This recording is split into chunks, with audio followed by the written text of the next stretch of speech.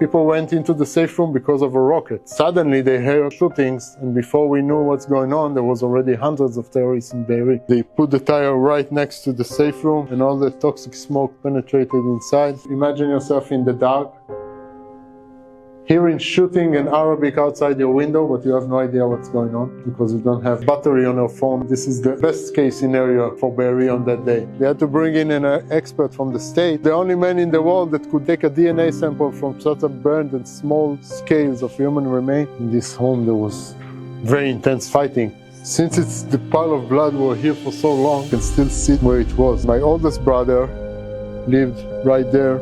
He was part of the security team of the kibbutz also.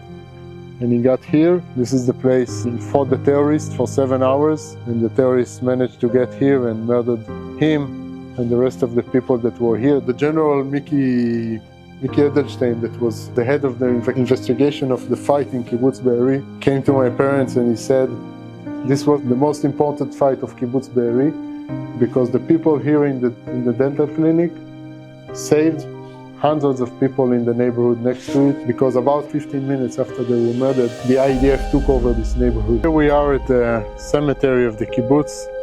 This is the new section that we made after October 7. At the beginning, it was not safe. All the people that were murdered in Be'eri had to be buried in temporary graves elsewhere in Israel. 102 graves, including our hostages that were murdered, that are still held by Hamas, ISIS, in Gaza. We want to establish this place as a memorial hall for us and for the rest of the Jewish community around the world to be able to pay their tribute and to honor those who sacrificed their life for us.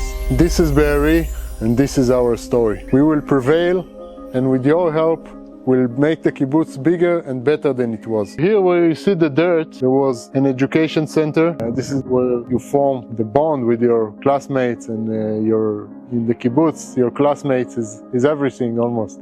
It's people that you grew up with from the kindergarten until you raise the children together and your children are in the same class. Next to this kindergarten, there was a place for the senior residents of the kibbutz. We will also rebuild that, rebuild another education center, another kindergarten. Our community never stops. We will never give up, we will never break.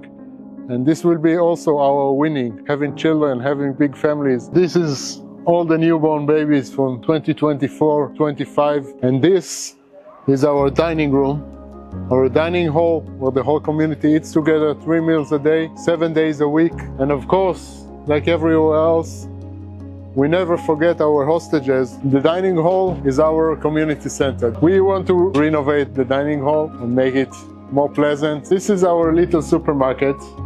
As you can see, this is not big enough for Be'eri now, let alone for where we want to be. There used to be an old gallery shop that was burned. This is the place where we want to build the supermarket. This is our library. It was hit very badly. We will rebuild the library better and prettier than it was. Right here we will build our health center, which will include clinic, dental clinic, tipat halav, mother and baby clinic, close to our education center, close to where will be our senior home. As you can see behind me, we already started to rebuild the kibbutz.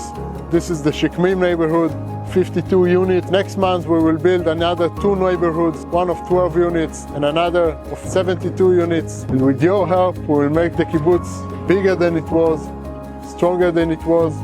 And this is how we win. We rebuild, we never give up, and this will be our winning.